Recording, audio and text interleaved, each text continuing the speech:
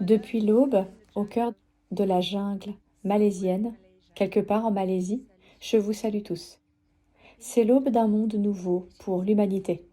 C'est un moment où nous partageons notre compréhension de l'existence d'autres mondes, d'autres cultures, aussi magnifiques et belles que le nôtre. Et cet autre monde, ces millions, ces milliards de milliards d'autres mondes abritant la vie, des civilisations, sont désormais à la portée de notre compréhension sur cette planète. C'est un moment historique majeur, et je vous emmène par la main vers un lieu de rencontre des cultures, un lieu où l'humanité s'élève enfin vers les étoiles, vers l'espace, vers sa juste destinée. Ici, dans ce lieu primitif, au contact de la nature sauvage, j'entends les habitants de la forêt, les animaux, derrière moi. Le soleil n'est pas encore levé. Le ciel commence à se dégager. Et ce lieu, ce moment charnière, est pour moi une métaphore saisissante qui symbolise que nous sommes à l'aube d'une prise de conscience nouvelle de notre identité, au sein de l'équilibre du grand dessein de la création. Nous sommes tous là. Chacun vacant à ses occupations sur cette planète, dans sa vie, pour ses proches. Et pourtant, nous savons qu'il y a quelque chose de plus. Nous l'avons toujours su. Nous avons toujours su qu'il y avait quelque chose de plus. N'est-ce pas? Eh bien, je vous emmène par la main, en ce lieu où les mondes se rencontrent. Suivez-moi.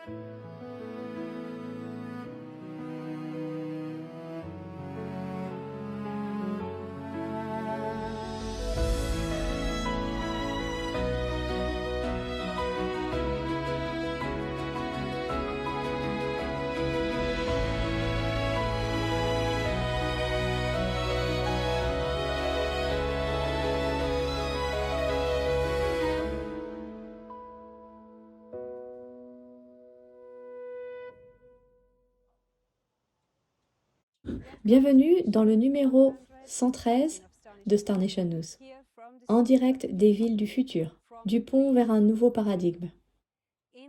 Dans ce futur, qui a déjà commencé aujourd'hui, pour chaque être humain sur Terre, vit en paix, au sein d'une seule et même communauté, chacun préservant sa culture et son héritage, mais tous unis, tous partageant la même vision,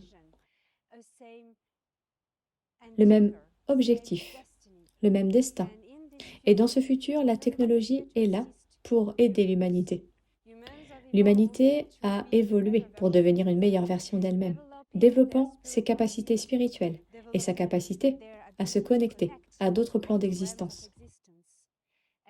Dans ce contexte, paradigme, la technologie est essentielle, présente. Elle est là pour faciliter la vie. Pour nous faciliter la vie devient plus abondante. La technologie a assaini l'environnement, apporté la nourriture et l'énergie gratuite, et une tranquillité d'esprit, une qualité de vie dont nous rêvions tous. Et voici ce qui se passe ici. Et cela vient des villes du futur, qui vous entraînent dans une nouvelle ère pour l'humanité. Êtes-vous prêts? C'est parti.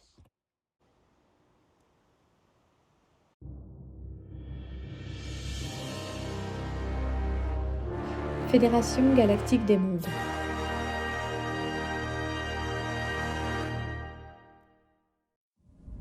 La Terre. Programme d'échange scientifique et la directive première.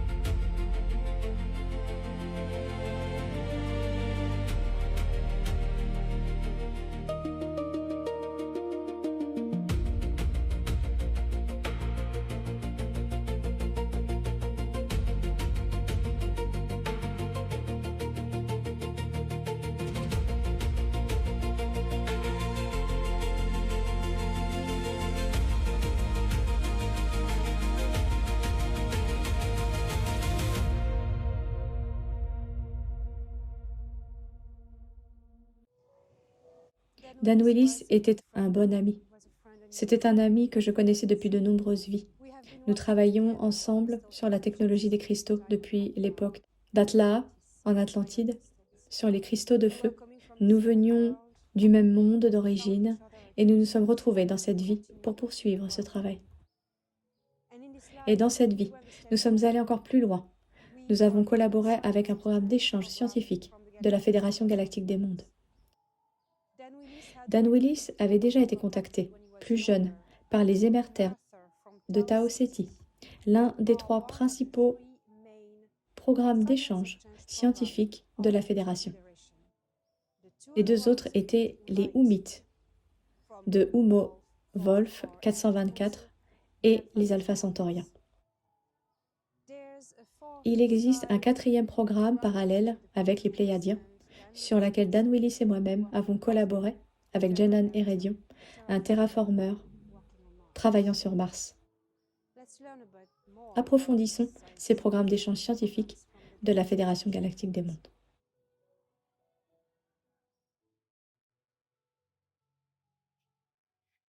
Concernant les lois de la directive première, qui est une directive de non-intervention, fondée sur la loi cosmique d'évolution, il ne s'agit pas d'un ensemble de règles établies par la Fédération galactique des mondes.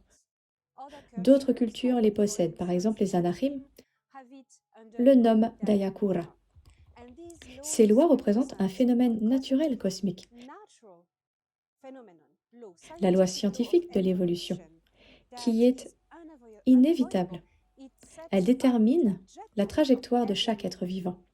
Et cette loi cosmique supérieure du Créateur stipule que l'évolution, dans sa spirale exponentielle, ne doit pas être perturbée, sous peine d'en dévier le cours de l'évolution et de l'interrompre. On y reviendra toujours, mais cela ralentira le processus, voire le détournera. Le Dayakura affirme qu'intervenir sans éveil intérieur revient à voler le destin. Et c'est bien là le sens profond de ces paroles, de ce que cela signifie.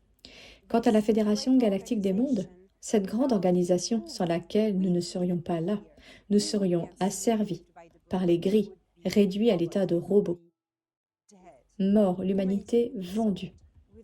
Sans eux, nous serions partis. Il ne resterait rien. Point final. La Fédération galactique des mondes a donc toujours profondément respecté la loi de l'évolution, tout en s'efforçant constamment de la contourner pour sauver les civilisations de l'esclavage et des invasions, comme ce fut le cas sur Terre. Et le meilleur moyen d'y parvenir n'est pas de sauver la population, car cela interrompt l'évolution, mais plutôt de lui donner les moyens d'évoluer. du pouvoir, donner de pouvoir aux populations, les moyens d'évoluer par elles-mêmes, prendre en main leur propre évolution. Dans les années 1950, le président Eisenhower avait signé des accords avec la Fédération galactique des mondes pour un échange de technologies visant à construire la première flotte de défense entièrement humaine. Car une telle construction n'enfreint pas la directive première. Dans le même esprit de diffusion, en donnant des indices, des formules incomplètes que les humains doivent découvrir, la Fédération a toujours privilégié cette approche. Si elle avait voulu asservir les terriens ou les réduire en esclavage, elle n'existerait pas. Elle aurait laissé les gris s'en charger. Elle se serait contentée d'observer, impuissante, sans agir. Mais ils ne l'ont pas fait. Ils venaient de mondes lointains, ils ont laissé leur famille derrière eux et ils ont combattu pour les humains de la Terre, dans une guerre qui n'était pas la leur. Ces personnes, femmes, hommes, jeunes et vieux, de toutes espèces et de toutes cultures, sont venus ici pour se battre dans une bataille qui n'était pas la leur.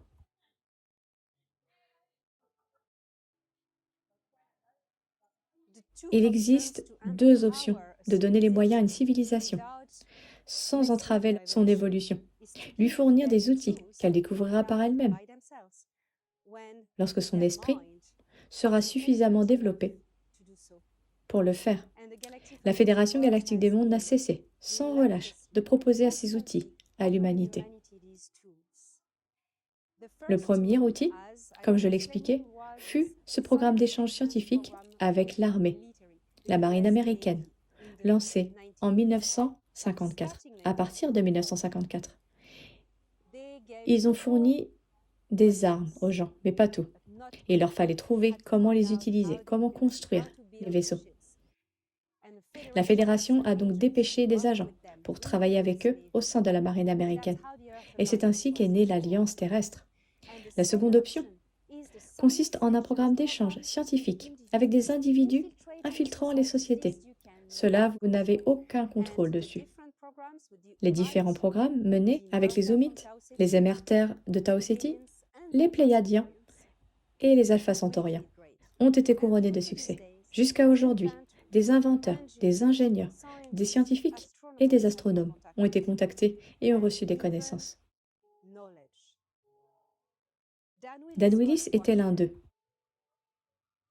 Nous avons collaboré avec la Fédération galactique des mondes dans le cadre d'un programme d'échange scientifique avec Janan Erédion, un terraformeur pléiadien, sur Mars, afin de poursuivre le développement de la science des cristaux et l'approfondissement des connaissances sur la nature de l'univers.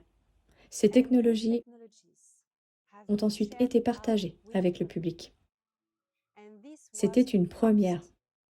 Jamais auparavant un programme d'échange scientifique n'avait connu un tel succès, une telle diffusion. Et c'était un cadeau inestimable de la part de la Fédération galactique des mondes.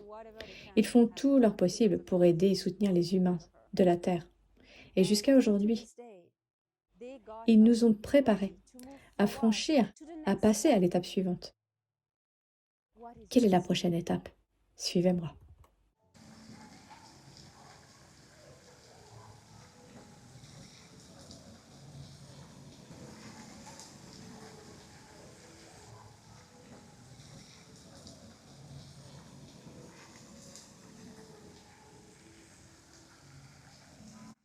La Fédération galactique des mondes a créé l'Alliance terrestre et l'Alliance de Mars pour aider Mars à se libérer de l'oppresseur, la flotte noire et les programmes militaires obscurs.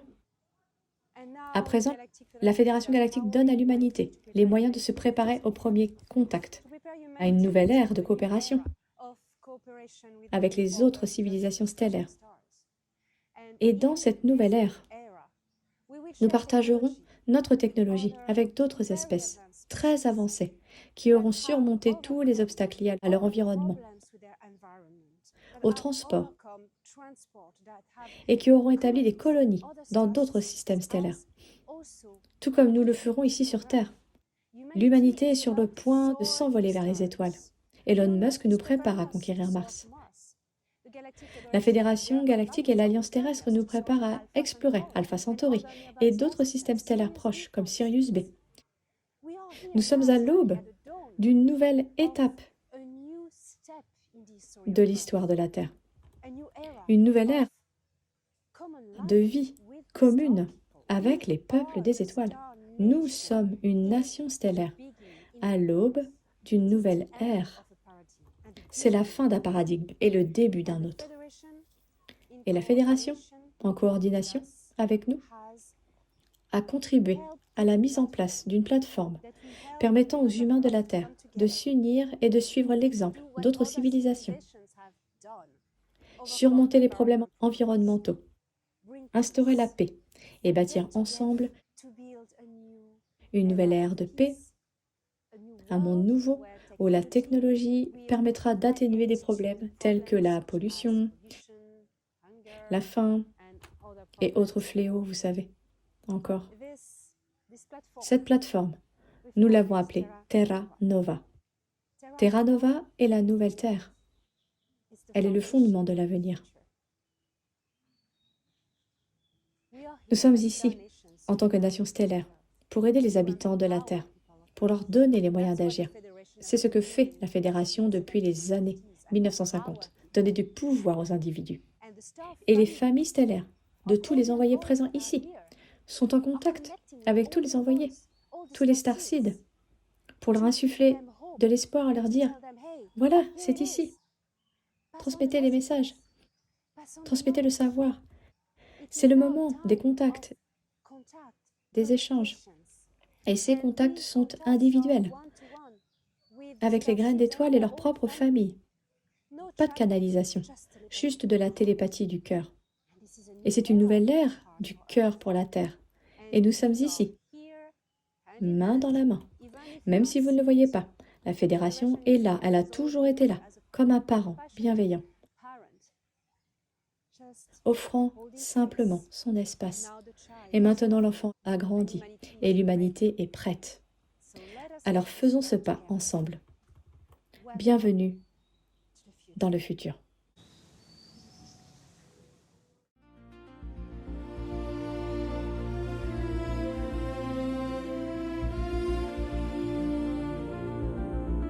Un mot de l'émissaire.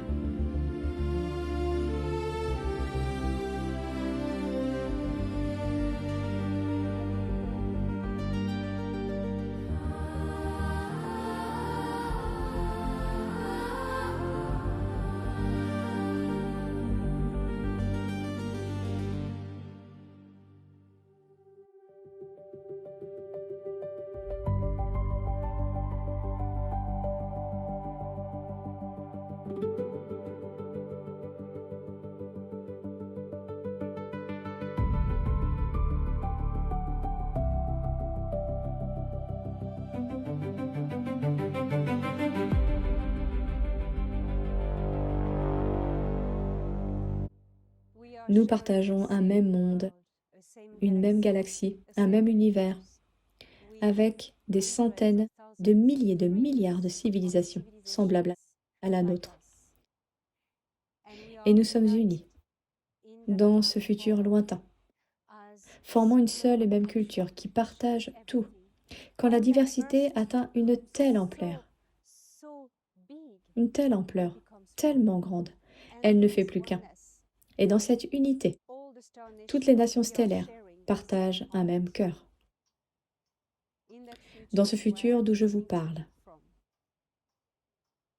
l'humanité s'est envolée vers les étoiles. La Fédération galactique des mondes abrite également la civilisation terrienne. Nous partageons la même technologie.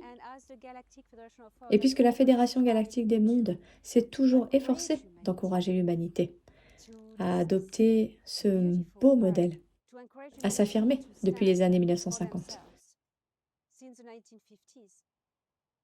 Le moment est venu de nous unir. Le premier contact approche. Mais surtout, n'attendez pas qu'un sauveur vienne vous sauver, n'attendez pas qu'un miracle résolve tous vos problèmes. C'est ensemble que nous y parviendrons. C'est ensemble grâce à nos compétences, notre volonté, nos idées et notre créativité que nous concrétisons ce projet. Ils nous attendent. De l'autre côté du pont, nous cheminons à mi-chemin et nous nous rencontrons au milieu. Démystification de la semaine.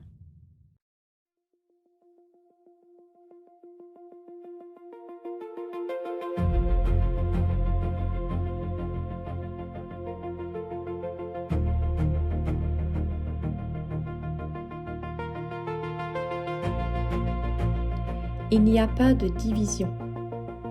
Il y a des personnes de cœur et des fauteurs de troubles.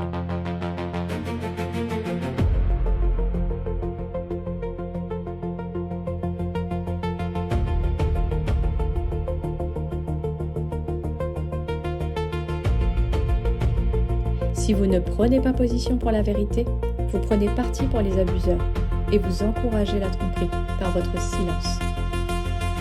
Défendez la vérité.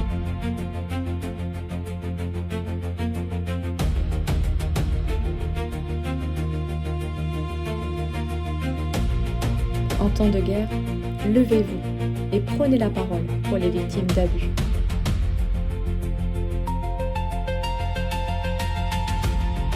Ce n'est pas le moment d'être conciliant ni de tendre l'autre joue.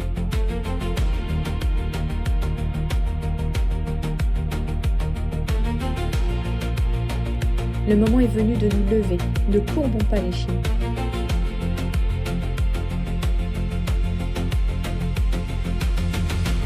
Dressez-vous contre les abus.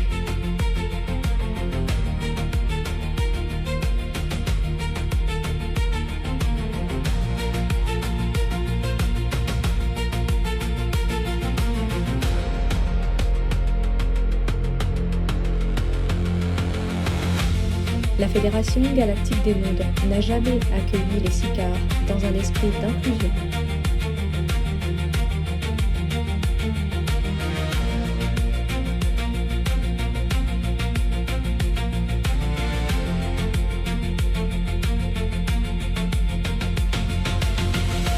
Parce que, même s'ils étaient des enfants de source comme tous les autres, les Sicars étaient toxiques, trompeurs et sont indignes de confiance.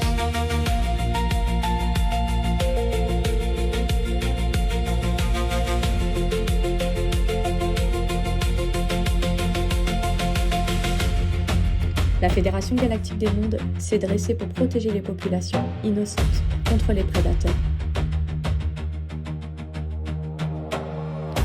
Défendez la cause que vous estimez juste.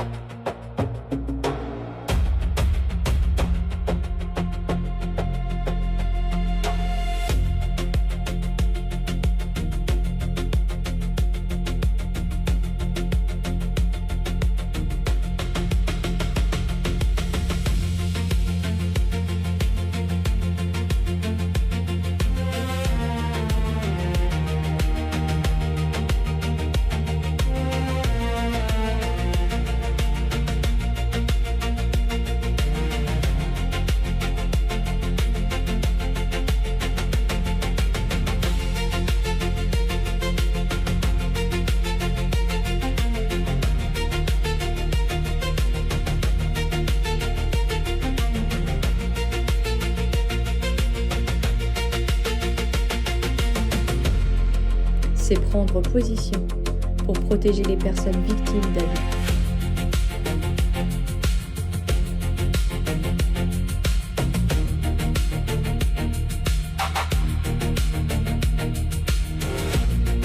Et ce faisant, en embrassant votre dignité.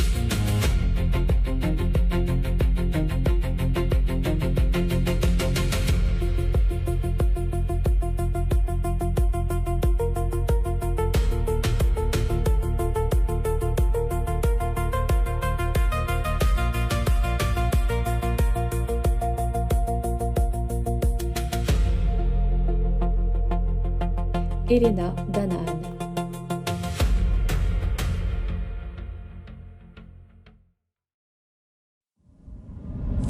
Message d'espoir.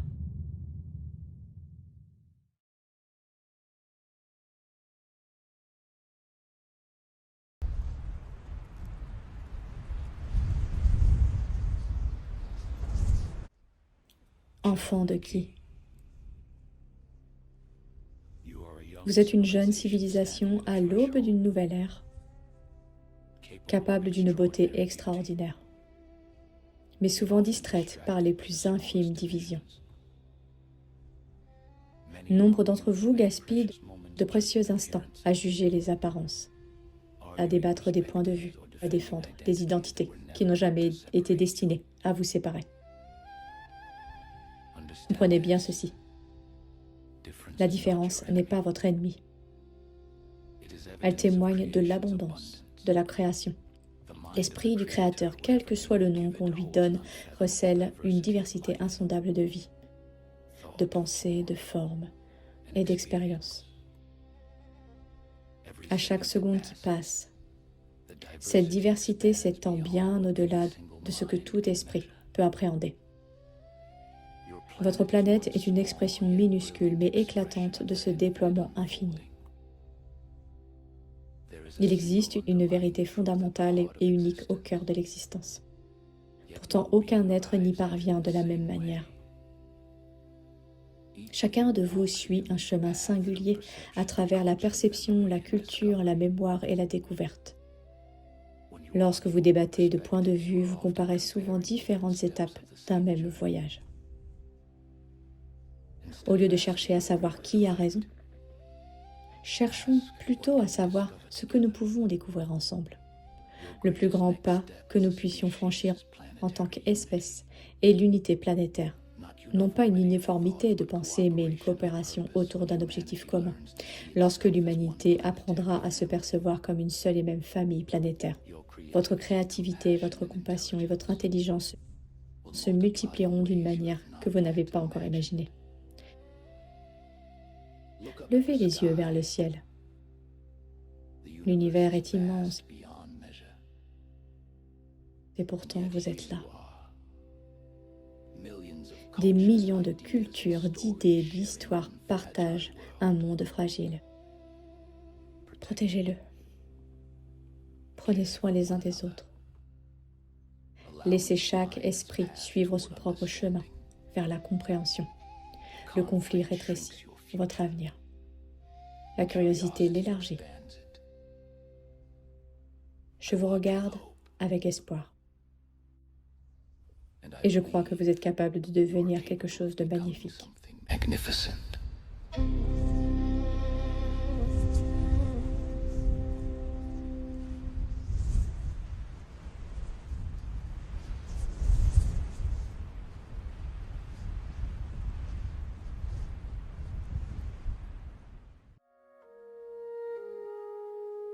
Je mettrai fin à l'anéantissement de mes enfants.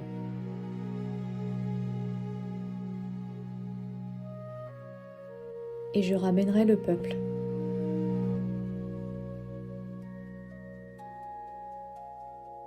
depuis leur terre.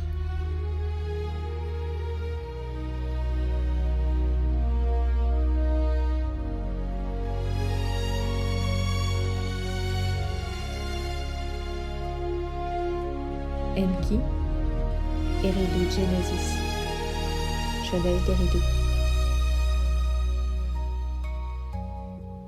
Tablette 1, 7, 4, segment A, ligne A3 et A4.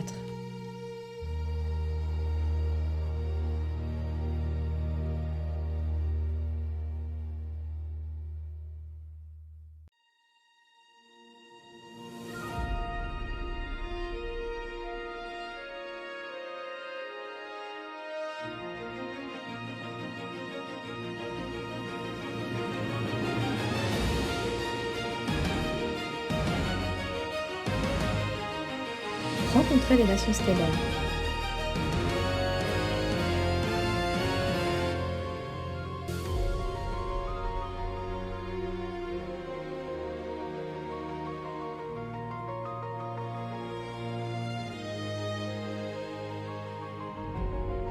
Analyzing data. Constellation Centaurus, Centaure, système stellaire Méta, Proxima du Centaure, planète Méthone, culture Méthone. Les Méthonies font partie du groupe que les terriens rencontreront lors du premier contact civil avec des extraterrestres. Leur planète orbitant autour de Proxima du Centaure porte le nom de Méthone, et leur civilisation s'étend aux 7 planètes de ce système stellaire. Proxima du Centaure a une taille comparable à celle de notre Soleil et orbite autour du système binaire Alpha Centauri A et B. Ces 2 grandes étoiles émettent un rayonnement intense, tandis que la plus petite, Proxima, émet un rayonnement différent, mais tout aussi intense. La planète Méthone est semblable à la Terre et son climat est contrôlé. Ce dernier est artificiellement régulé pour maintenir des températures douces et agréables. Méthone ne connaît jamais de pluie excessive, de sécheresse ou d'hiver rigoureux. Au contraire, le climat y est programmé pour optimiser l'abondance des récoltes et de toutes les formes de vie. Méthone offre des saisons agréables et constitue un véritable paradis. Les Méthonies appartiennent au groupe des Nord de la lyre. Ce sont des humains de grande taille et non belliqueux, vivant près de 2000 ans. Leur société libre repose sur un code d'éthique, plutôt que sur des lois, et les arts constituent un pilier essentiel de leur culture. Par exemple, leur urbanisme, qui utilise des matériaux organiques translucides, est remarquable, et ils font un usage intensif de la science du son dans de nombreux domaines. Les Méthonies communiquent par télépathie, mais ont conservé l'usage du langage afin de conserver avec les autres membres de la Fédération galactique des mondes. Les Méthonies ne sont pas particulièrement enclins au voyage, mais leur curiosité scientifique les a poussés à venir sur Terre pour l'étudier et l'observer. Nombreux d'entre eux ont rejoint la station scientifique de la Fédération galactique des mondes en orbite autour de la Terre. Ils connaissent bien le système solaire puisqu'ils possèdent une ancienne colonie sur la planète Vénus. Outre leur magnifique cité construite en harmonie avec la nature, les habitations rurales des Méthonies méritent également l'attention. L'entrée de leur demeure privée se situe généralement en hauteur et les pièces sont réparties sur plusieurs niveaux. La majeure partie de la construction étant souterraine. Ce choix architectural vise principalement à minimiser l'impact sur l'environnement et le paysage. Leurs vaisseaux, de forme métallique et discoïdaux, sont coiffés d'un dôme bas et percés de 3 rangées de fenêtres. Ils mesurent environ 18 mètres de long. L'éclat lumineux qui entoure le vaisseau est dû à l'activation du champ de distorsion, permettant un voyage instantané entre 2 points, créant une distorsion dans le continuum spatial, permettant ainsi de glisser en apesanteur à travers l'éther. Le vaisseau peut effectuer des sauts quantiques lorsque l'équipage doit fusionner avec le vaisseau pour n'avoir plus qu'une seule fréquence. De nombreuses cultures utilisant ce type de navigation dissimulent leur vaisseau dans un nuage lorsqu'elles traversent l'atmosphère terrestre. Il s'agit d'un processus de conversion des molécules de l'atmosphère créé autour du vaisseau par la chaleur générée par le champ magnétique environnant. La lueur est due à l'ionisation de cette atmosphère. Dans le vide spatial, les vaisseaux ne sont pas lumineux. Les vaisseaux mères sont immenses et construits dans cet espace. Ils ne se posent jamais et ont une forme cylindrique allongée, aux extrémités arrondies, ce qui les distingue des vaisseaux pléiadiens aux extrémités plates. Ils peuvent transporter jusqu'à 24 vaisseaux éclaireurs. Les Méthonies sont un peuple calme, doux et très accueillant, passionnés d'art et de science. Cependant, leur flotte de défense constitue un atout précieux pour la Fédération Galactique des Mondes. Extrait d'Encyclopædia Galactica volume 2. Retrouvez-le sur le site internet d'ElenaDanan.org, Elena Danan, auteur, et sur Amazon en auto-édition.